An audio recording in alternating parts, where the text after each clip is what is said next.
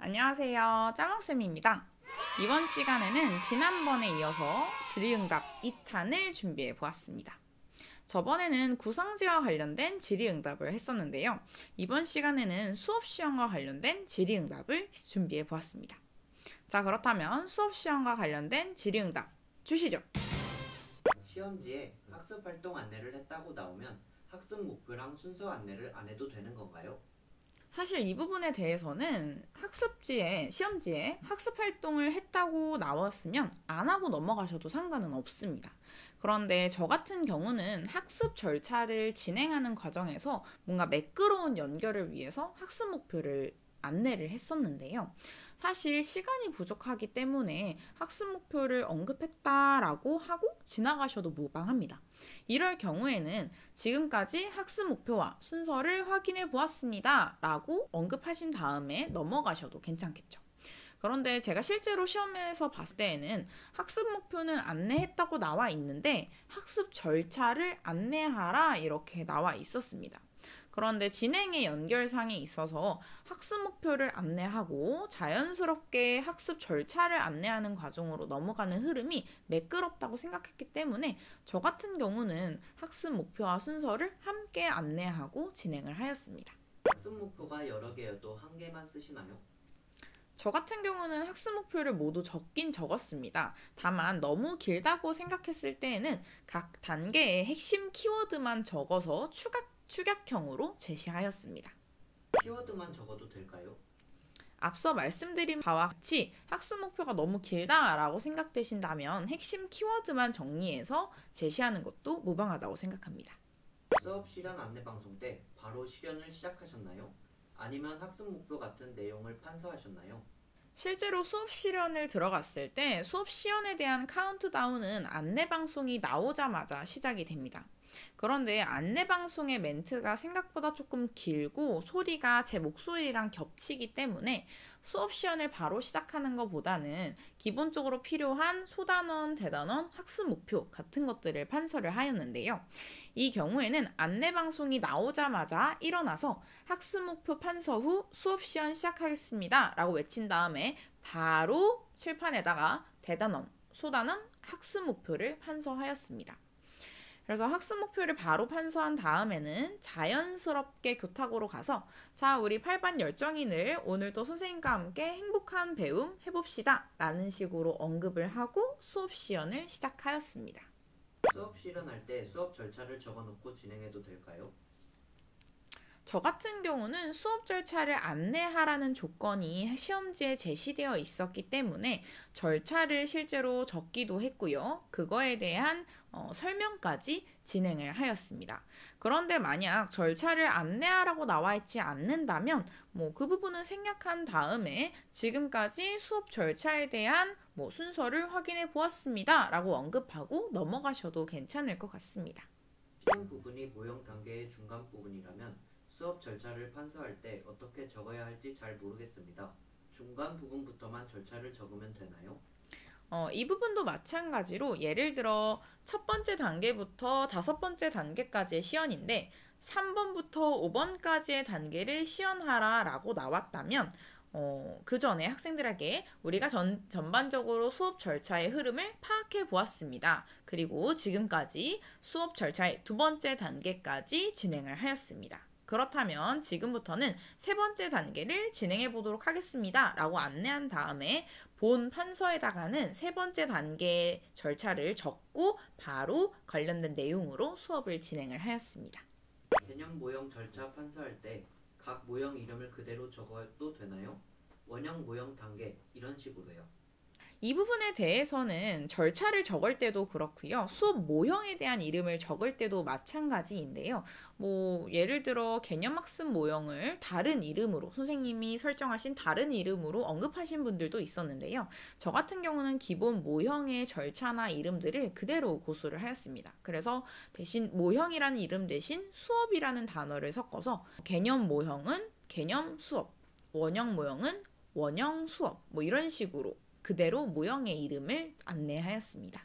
수업 모형 절차 적을 때 전공책에 있는 정식 명칭을 반드시 써야 하나요?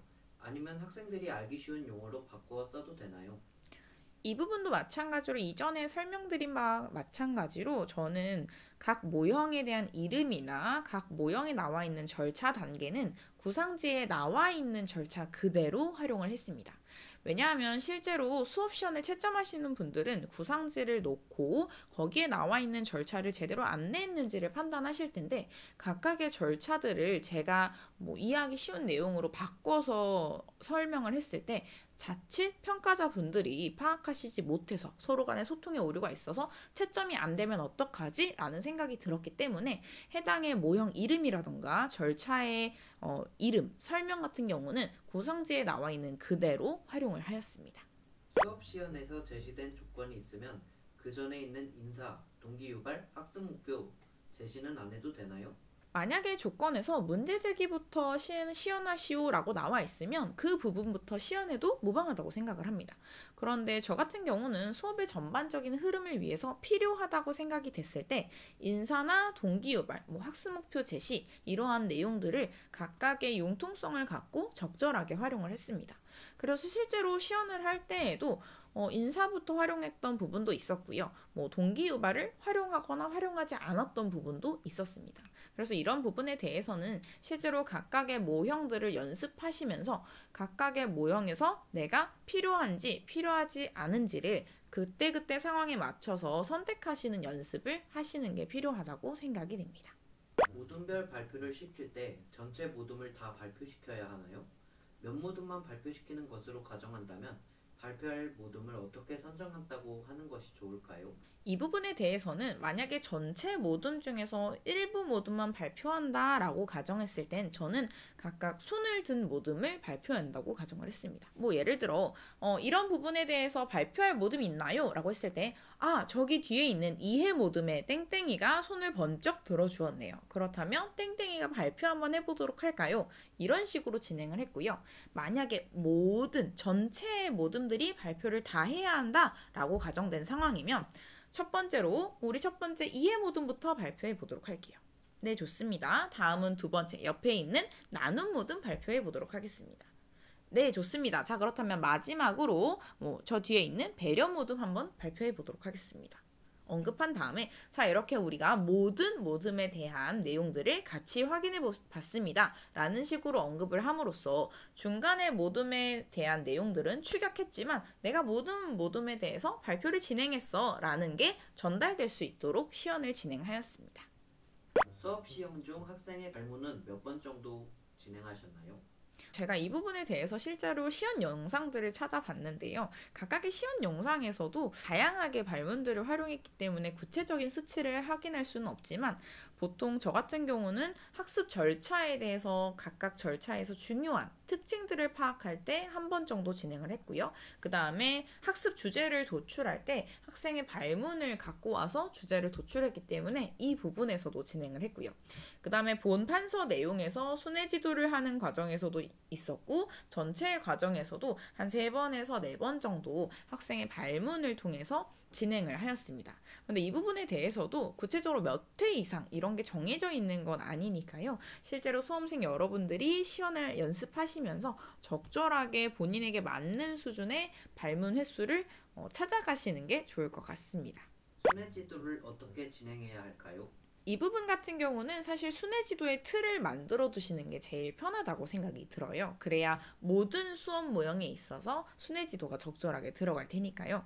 저 같은 경우는 3가지의 유형의 순회 지도를 진행을 했는데요. 첫 번째는 기초 학습 수준이 부족한 학생에 대한 기초 지원, 그 다음에 흥미가 없는 학생에 대한 진로 지도, 마지막으로 학습 수준이 높은 학생에 대한 심화 지도, 이런 식으로 3가지를 진행을 했습니다. 그래서 학업의 기초 수준이 부족한 학생들에 대해서는 먼저 알아보기 자료를 제공하던가 아니면 모둠 내에서의 동료 멘토링을 지도하는 과정을 진행을 했고요. 학업에 흥미가 없는 학생에 대해서는 진로 지도를 진행을 했습니다. 그리고 마지막으로 학습 수준이 높은 학생들에 대해서는 심화 지도에 대한 자료를 제공하고 이 학생들이 멘토로서 다른 학생들을 돕게끔 하는 지도를 했는데요. 실제로 이 3가지의 유형을 설계를 하고 났더니 나중에 수업 나눔을 했을 때 각각 학급 내 학습 내에서의 학습 격차, 그 다음에 흥미가 없는 학생에 대해서 진로 지도하는 부분으로 활용이 됐기 때문에 가장 적절한 유형으로 저에게 순회지도로서 활용이 되었습니다. 순회지도를 할 때 말고는 교탁 밖으로 나오면 안 되나요? 사실 저 같은 경우도 실제 순회지도를 할 때를 제외하고는 거의 교탁 근처, 칠판 근처에서 설명을 진행을 하긴 했습니다. 그런데 이 부분에 대해서도 선생님마다 각각의 스타일이 있는 거기 때문에요. 선생님들이 실제로 시연을 하시는 모습을 촬영한 다음에 내가 보기에 적절한 수준이다 하는 부분을 찾아가시는 게 가장 좋지 않을까 하는 생각이 듭니다. 순회지도 시 반말로 해도 되나요? 존댓말로 하는 것이 저도 더 좋다고 생각을 하는데요. 제 영상을 찾아보니까 저도 중간중간에 반말을 하는 부분이 나오긴 하더라고요. 그래서 이 부분도 역시 자신의 시험 모습을 촬영한 다음에 어느 정도 내가 봤을 때 거슬리지 않는 수준에서 적절하게 조화점을 찾아가시는 게 좋지 않을까 하는 생각이 듭니다. 그런데 물론 존댓말을 사용하는 것이 더 좋다고 생각이 되기는 합니다. 순회지도 시 제공하는 먼저 알아보기 자료나 더 알아보기 자료는 시험에서 주어진 조건이 아닌데 사용하시는 건가요? 네, 여기서 제가 실제로 사용했던 먼저 알아보기 자료나 더 알아보기 자료 같은 경우는 실제 고상 시험지에서 나와 있지는 않았습니다. 그런데 앞서 말씀드린 바와 같이 제가 순회 지도를 함에 있어서 세 가지 유형을 활용할 때 필요하다고 생각했기 때문에 먼저 알아보기 자료나 더 알아보기 자료 같은 것들을 제가 그냥 개인적으로 활용을 하였습니다. 학습 수준이 높은 학생에게 심화 자료를 주는 대신 다음 진도나 다음 활동을 미리 하고 있으라고 하는 건 어떨까요? 저 같은 경우는 학습 수준이 높은 학생들에게 심화 자료를 제공을 했는데요. 만약에 그 학습 수준이 이미 높은 학생에게 다음 진도 또는 다음 활동에 대한 것들을 미리 하고 있어라 라고 한다면 학습 격차가 오히려 더 커지지 않을까 하는 우려가 살짝 들기는 합니다. 그래서 본 학생이 해당 수업 시간에 모든 학생들과 조화가 되는 것이 목적이기 때문에 다음 진도나 다음 활동에 대한 선행학습보다는 지금 하고 있는 활동에 대해서 보다 심화적으로 깊게 들어가고 이 학생이 대신 심화적으로 깊게 들어갔기 때문에 멘토로서 다른 학생들에게 조금 더 알려줄 수 있는 역할을 제공하는 게 보다 좋지 않을까 하는 생각이 듭니다. 관찰평가, 동료평가를 수업 실현에 어떻게 활용할 수 있을까요? 저 같은 경우는 수업 절차를 안내할 때, 자, 여러분, 선생님이 전반적으로 수업을 진행하는 부분에 있어서 여러분들을 관찰하고 그걸 평가, 기록한다고 했죠. 그러니까 오늘도 활동하면서 성장 가득한 모습을 보여주길 바랍니다. 라는 식으로 수업 절차를 안내할 때 관찰 평가에 대한 내용을 언급을 했고요. 동료 평가 같은 경우는 우리가 모든 활동 시간을 주면서 모든 활동에서 지켜야 할 태도 같은 경우를 숙지를 시키는 과정을 진행을 하였거든요. 그래서 태도를 안내를 할 때, 자, 우리가 서로 모든 활동을 할 때 친구들끼리 동료 평가가 진행된다는 부분도 여러분 알고 있죠. 그렇다면 오늘도 우리가 배운 모든 활동에서 지켜야 할 태도들을 잘 숙지하면서 친구들과 함께 협동하는 모습 아낌없이 보여주길 바랍니다. 라는 식으로 동료 평가에 대한 부분도 간단하게 언급을 하였습니다. 과정 중심 평가를 강조하기 위해 활동 모습을 수행평가에 반영하겠다고 말해도 괜찮을까요? 과정중심 평가가 실제로 수행평가에 기록된다라는 점이긴 하죠. 그런데 이제 지금 과정중심 평가를 하고 있고 이걸 수행평가에 기록할 거야 라고 했을 때 자칫 학생들을 평가하는 요소로서만 바라본다라는 시선의 우려가 있기 때문에 그런 부분보다는 수업 전 과정에 걸쳐서 선생님들이 여러분을 관찰하고 그걸 평가 기록하고 있으니 오늘도 성장 가득한 모습을 보여달라라는 식으로 살짝 돌려서 부드럽게 들어가면 좋지 않을까 하는 생각이 듭니다. 판서가 조건에 나오지 않을 경우에도 판서를 해야 하나요? 네, 이 부분은 정말 중요하다고 생각이 드는데요. 사실 판서를 하는 것도 교사의 역량이라고 생각이 됩니다. 그래서 실제 시험에 들어갔을 때 일정량의 판서를 하시오라는 조건들이 들어가 있는 걸 실제로 확인을 했고요. 만약에 조건에 판서에 대한 내용이 없더라도 반드시 중요하게 해당 자료와 관련된 핵심 키워드 중심으로 내용을 요약 정리해서 판서를 하는 것은 굉장히 중요하다고 생각됩니다. 그래서 판서를 잘 구조화할 수 있는 방법에 대해서도 추가 영상을 준비하고 있으니 판서에 대한 부분은 그 영상을 참고해 주시면 감사하겠습니다. 판서 노트 만드는 팁 알려주세요. 네, 이 부분도 마찬가지로 제가 판서를 구조화하는 방법에 대한 영상을 준비하고 있으니까요. 그 영상 참고해 주시길 부탁드립니다. 어떤 내용을 판서로 하고 어떤 내용을 말로 해야 하나요? 저 같은 경우는 보통 순회지도에서 학생들과 함께 확인했다라고 생각되는 부분들은 판서에 적지 않았고요. 학생들의 발문을 통해서 확인했던 부분들을 주로 판서로 적긴 했습니다.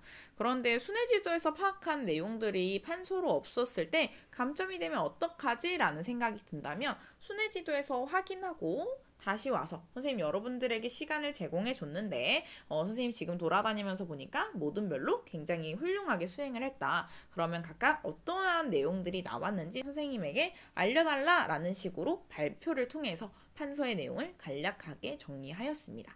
그래서 말로 해야 하는 부분이 있고 판서를 해야 하는 부분이 있다라기보다는 전반적인 내용에 대해서 핵심적인 키워드 중심으로 판서가 모두 들어가 있으면 좋은데 시간이 좀 부족하다 또는 자료의 내용이 너무 길다라고 생각된 부분에 대해서는 순회지도를 통해서 파악하고 그 외의 부분들을 판서로 정리하는 식으로 진행을 하였습니다. 그래서 이 부분과 관련해서도 어떤 식으로 판서를 적절하게 조절하면 좋은지에 대해서 관련 영상을 통해 참고해 주시면 감사하겠습니다. 판서를 할 때 키워드만 적어도 되나요? 네, 너무 긴 내용이라고 생각되는 부분에 대해서는 저도 핵심 키워드 중심으로 요약 정리를 진행하였습니다. 수업 시연할 때 시계가 잘 안 보인다고 해서 손목시계를 차고 연습을 하는데 볼 정신이 없습니다. 시간 관리를 어떻게 해야 하나요? 시간 관리가 정말 중요한데요. 우선 저 같은 경우는 그 손목시계 머리가 제가 지금 시계가 없네요. 손목시계 머리가 이렇게 손목 안쪽으로 오도록 하였습니다. 그래서 구상지를 볼 때 자연스럽게 시계의 머리가 여기 있기 때문에 굳이 내가 돌려보지 않아도 구상지를 보는 척하면서 자연스럽게 시계가 보이도록 했고요. 그 다음에는 학생들에게 사실 모든 활동 몇 분 하세요 라고 안내를 하잖아요. 그래서 자연스럽게 선생님이 지금부터 모든 활동 시간 몇 분 주도록 하겠습니다 라고 했을 때 시계를 보면서 확인을 했고요. 또는 순회지도를 하다가 몇 분 남았다 라고 안내를 할 때에도 자 여러분 지금 시간이 1분 정도 남았습니다. 모든 활동 마무리하세요 라고 언급하면서 자연스럽게 시계를 봤습니다. 그리고 사실 그 대기실에 들어가면요. 단계별로 소요되는 예상 시간이 적혀 있고 내가 몇 번을 뽑았을 때 내가 몇 시 몇 분부터 몇 시 몇 분까지 수업 시연을 진행하는지 정리가 되어 있거든요.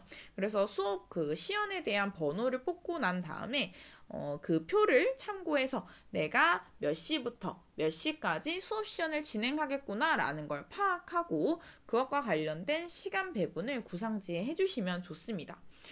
예를 들어서 제가 2시부터 2시 15분까지 시연한다 라고 이미 알고 있다면 문제 제기는 2시 3분까지, 다음 그 단계는 2시 7분까지, 그 다음 단계는 2시 13분까지 이런 식으로 구상지에다가 관련된 시간, 예상 시간, 종료 시간들을 적어놓고 그 시간에 맞춰서 진행이 될 수 있게끔 연습을 진행을 하였습니다.